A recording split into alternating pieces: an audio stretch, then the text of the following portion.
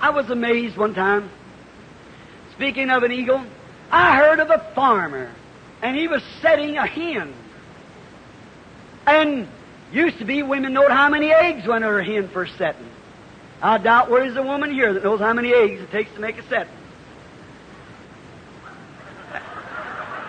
I'm sorry, it takes 15. I told you. 15 is a setting. So, this farmer he got an eagle's egg. And he liked one and having the setting. So he put the eagle's egg under the hen. And when that hatched out, it was the funniest looking little thing to all those little chickens. Why, he couldn't understand what they were chirping about. He spoke in a different language. He didn't know what them chickens was talking about.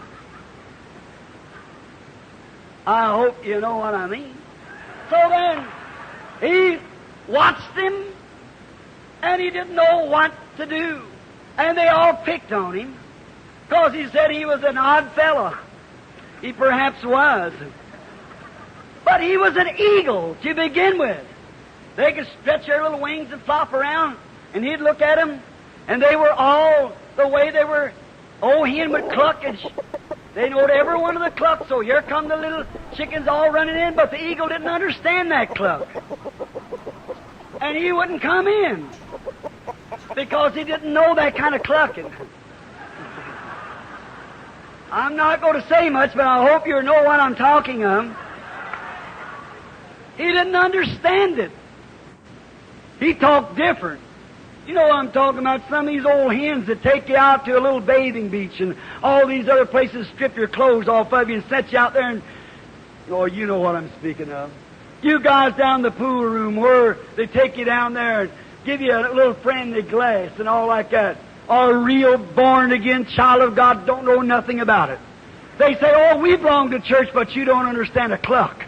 That's right. You're born an eagle. God knows His own. He knows you before the foundation of the world. Predestined you to be sons and daughters of God. Notice. Then we notice at this old hen, every time she'd find a little bug or something, she'd cluck to her little chickens, and all the little chickens come, the little eagle come in the back looking around.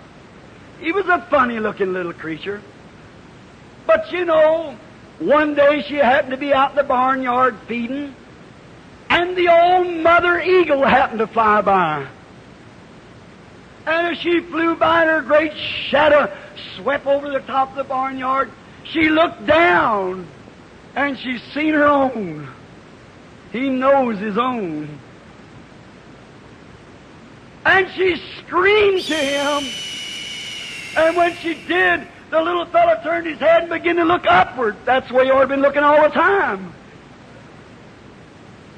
And when he looked up, she screamed back and she said, son, you're not a chicken. You're mine. I'm so glad that God's got children, all walks of life, businessmen, whatever they may be, that God knows His own, and when they hear the gospel of the power of Jesus Christ, they know that voice. My sheep know my voice. Oh, how I was all bent down with a big denominational pin behind me, but one day I heard a voice coming from above me, not from headquarters, not from the presbyter, not from the deacon board, or not from the bishop, but I heard a cry come from heaven.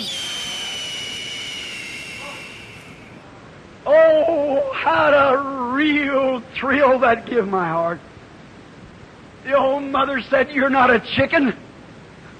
You don't belong there. You are mine. And he wondered what he could do. That's what he wanted. And you know, there may be a many little eagle been walking in some old denominational chicken yard for a long time, sitting here tonight. That's right. But I hope that he calls you and says, son, you're mine.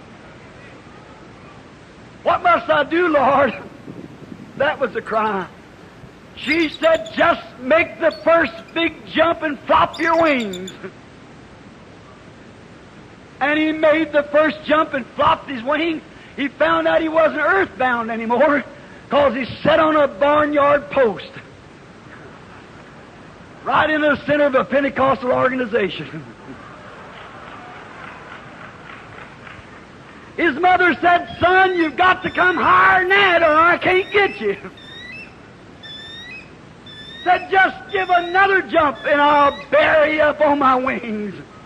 If there's anything the Church of the Living God needs tonight is another jump from all the barriers of denomination, from all the isms. Just cut loose every life, every line, and go free and jump. She'll bear you away on the wings of the great special God. It's such meetings as this. It's such times as this. It's in such audience as this where we can make that great jump to feel His power, reach under us with His Word, and bear us away from these little earthly cares and things that we have. He is your Father. He loves you. And nest stirring time has already come, but we need another jump. We got to the barnyard post, but we need to get free so we can just ride on His wings for our first solo flight. What a joy it will be when that great final day comes, that those who know how to jump and flop their wings, those who know how to do it, someday He shall come. The great eagle of the sky shall come in glory, and He'll spread forth His great power, the Holy Spirit, and those who are magnetized to it shall take a ride for eternity forever.